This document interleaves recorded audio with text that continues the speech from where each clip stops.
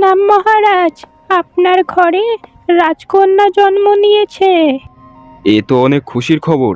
কই কই দেখে আসি আমার ছোট্ট রাজকন্যাকে। এরপর মহারাজ আর দাইমা দুজনে মহারানীর ঘরে প্রবেশ করলো। এই দেখুন মহারাজ, আপনার ছোট্ট রাজকুমারী। এরপর দাইমা সেই বাচ্চাটিকে মহারাজের কোলে তুলে দেয়, কিন্তু বাচ্চাটিকে কোলে নিতেই মহারাজের চোখ রাগে জ্বলজ্বল করতে থাকে আর রেগে গিয়ে বলেন, এত কালো কন্যাকে আমি কিছুতেই আমার রাজকুমারী বলে মেনে নিতে পারবো না। আমি আমি এই মুহূর্তে এই কালো রাজকুমারীকে পাছাচ্ছাড়া করব। এই কথা শুনে মহারানী জোরে চিৎকার করে ওঠে, গায়ের রং কালো হলেও সে তো আমাদের মেয়ে, তাই না? কিন্তু রানী, এই কালো রাজকন্যা আমাদের সন্তান। এই কথা যদি কেউ জানতে পারে তাহলে আমাদের মান সম্মান সব মাটিতে মিশে যাবে। এই বলেই মহারাজ প্রহরীদের ডাক দিল। প্রহরী, প্রহরী! প্রণাম মহারাজ। এক্ষুনি আমাদের এই কালো বাচ্চাটিকে পূব দিকের জঙ্গলে রেখে এসো। যাও তাড়াতাড়ি। এরকম কাজ করবেন না মহারাজ, এতে তো রানীমা অনেক কষ্ট পাবে। তোমাকে আমি এসব কথা ভাবতে বলিনি প্রহরী। তোমাকে আমি যেটা বললাম তুমি সেটা করো। যাও তুমি। যথাজ্ঞা মহারাজ। কথা শোনা মাত্রই রানীমা জ্ঞান হারান, আর প্রহরী সেই মাত্র বাচ্চাটিকে নিয়ে পূব দিকের পথে রওনা দেয়। আমাকে ক্ষমা করে দিস রে মা, যেহেতু তোর বাবা মহারাজ, তার আদেশ তোমাকে পালন করতেই হবে। মহারাজ যে এরকম জঘন্য রকম কাজ করবে এটা তো আমি স্বপ্নেও ভাবতে পারিনি। মহারাজ যে এরকম জঘন্য কাজ করছে সে তার ভুল একদিন ঠিকই বুঝতে পারবে।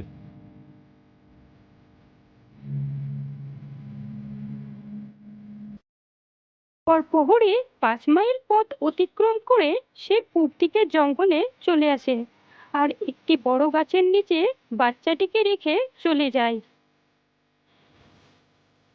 তারপর বেশ কিছুক্ষণ পরে বাচ্চাটি জোরে জোরে কান্না করতে লাগে। সেই সময় সেই পথ দিয়ে একটি সাপ যাচ্ছিল, আর বাচ্চাটির কান্না শুনে সেই সাপটি সেখানে থেমে যায়। এরপর বাচ্চাটির কান্না অনুসরণ করে সাপটি তার কাছে যায়। আরে, এ তো দেখছি মানুষের বাচ্চা। আজকে একে খেয়ে আমার খিদা মেটাবো।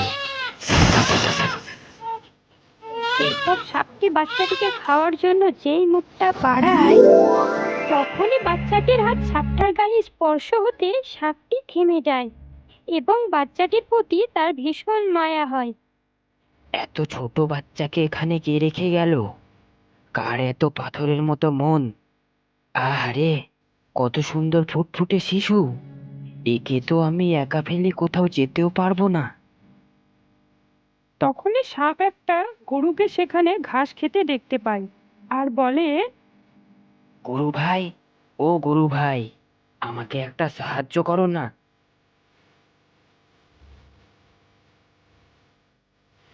কি হলো সাপ বন্ধু, তোমার কি কোনো বিপদ হয়েছে নাকি? এই বাচ্চাটিকে আমার গুহা পর্যন্ত রেখে আসো না। ও, এই ব্যাপার। কিন্তু এই জঙ্গলের মধ্যে এই মানুষের বাচ্চাকে কে ফেলে গেল? জানি না গো গরু ভাই, এখানে এই বাচ্চাটিকে কে রেখে গেছে। এই কাজ যে করেছে তাকে উপরওয়ালা কোনোদিনও ক্ষমা করবে না। এই বলে গরুটি বাচ্চাটিকে তার মুখে করে নিয়ে রওনা দেয় সাপের গুহার উদ্দেশ্যে। কিছুক্ষণ পরে তারা সাপের গুহায় পৌঁছে যায়। সাপ বন্ধু, তুমি এখন এই বাচ্চাকে কি খাওয়াবে? তোমার তো হাতও নেই, পাও নেই। তো বন্ধু, তুমি বরং এ বাচ্চাকে তোমার দুধ খাওয়ার দায়িত্ব নাও, আর আমি এই বাচ্চাকে সারাদিন এই গুহার মধ্যে পাহারা দেব, যাতে কেউ ওর কোনো ক্ষতি না করতে পারে। সাপ আর গরু মিলে ভালোবেসে বাচ্চাটির নাম দেয় মালতী। এরপর গরু আর সাপ দুজনে মিলে বাচ্চাটির দায়িত্ব তারা ভাগ করে নেয়। পর থেকে প্রতিদিন গরু সেই বাচ্চাটিকে দুধ পান করাতো আর সাপ তাকে সবসময় পাহারা দিত। এভাবে চলতে চলতে প্রায় 7টা বছর কেটে যায় এবং মালতী এখন বড় হয়ে গেছে।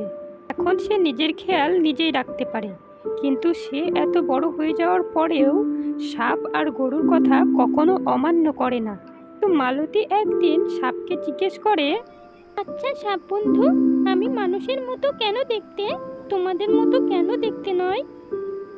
এটা শুনে সাপ মালতীকে 7 বছর আগেকার সেই রাতের ঘটনা সব খুলে বলে। এটা শুনে মালতীর চোখে জল চলে আসে। আমার মা বাবা কে?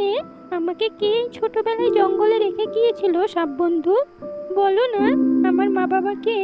কি আমার পরিচয়?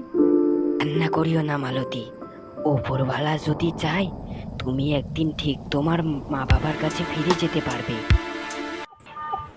একদিন মহারাজ তার সৈনিকদের সাথে জঙ্গলে শিকারের উদ্দেশ্যে বেরিয়েছিল।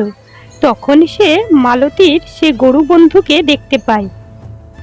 আরে সৈনিক, দেখো এত সুন্দর গরু, একে এখনই শিকার করতে হবে আমাদের। ধরো ধরো গরুটিকে।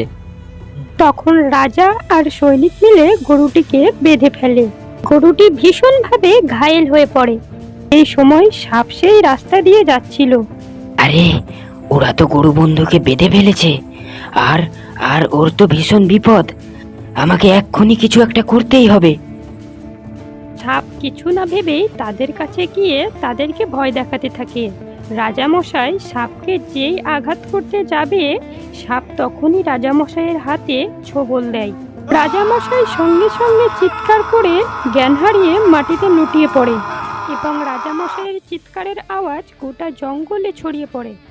মালতী সেই চিৎকারের আওয়াজ শুনে তৎক্ষণাৎ সেখানে পৌঁছায় এবং মালতী গরুকে বাঁধা অবস্থায় আর মহারাজকে মাটিতে পড়ে থাকতে দেখতে পায়। তখন মালতী সাপকে বলে, কি হয়েছে সাপ বন্ধু?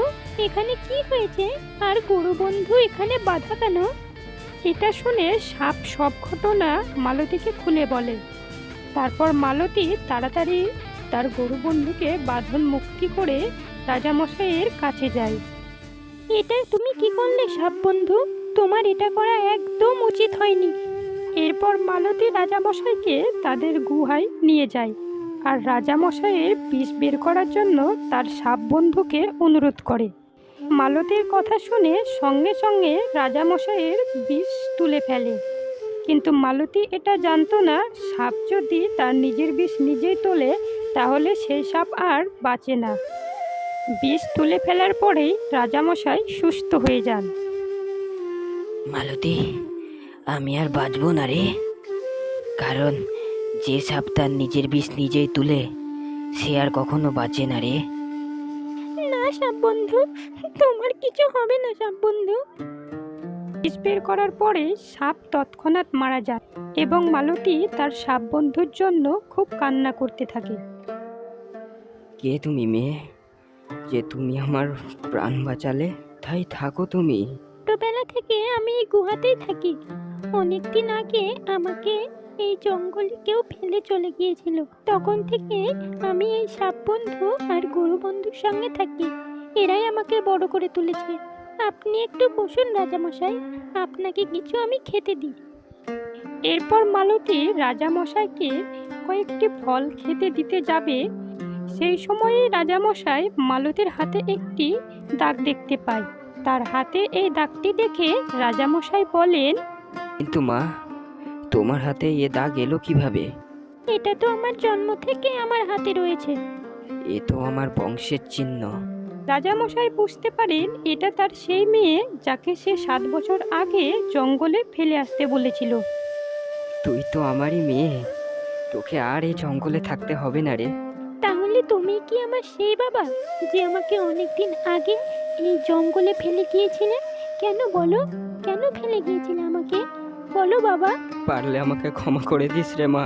তখন আমি আমার নিজের অহংকার, মান সম্মানের জন্য আমি এ কাজ করতে বাধ্য হয়েছিলাম। আর দেরি করিস না মা, তুই তোর এবার রাজপ্রাসাদে ফিরে চল। যেতে পারি বাবা, কিন্তু তার আগে আমার একটি শর্ত আছে। কি শর্ত? বল মা, আমি তোর সব শর্ত পালন করতে রাজি আছি। আমার সাথে সাথে আমার এই গরু বন্ধুকেও তোমাকে নিয়ে যেতে হবে, তাহলে আমি একমাত্র তোমার সাথে আমি যেতে পারি। ঠিক আছে মা, ঠিক আছে, তাহলে তাই হবে। আমাদের সাথে তুই আর তোর এই গরু বন্ধু সবাই আমরা একসঙ্গে প্রাসাদে ফিরবো। এরপর তারা 3 জনে রাজপ্রাসাদে চলে আসে। দেখো রানী, দেখো কাকে নিয়ে এসেছি, তাড়াতাড়ি দেখবে এসো। কাকে নিয়ে এসেছেন মহারাজ? এটা হলো তোমার সেই মেয়ে গো রানী, যাকে আমি 7 বছর আগে জঙ্গলে রেখে এসেছিলাম। আজ ও আমার প্রাণ বাঁচিয়ে আমার সব ভুল ধারণা ভেঙে ফেলেছে।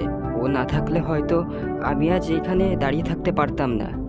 আমি আমার ভুল বুঝতে পেরে আমি ওকে প্রাসাদে আবার ফিরিয়ে এনেছি রানী। এরপর রানীমা তার মেয়েকে পেয়ে খুব খুশি হয়।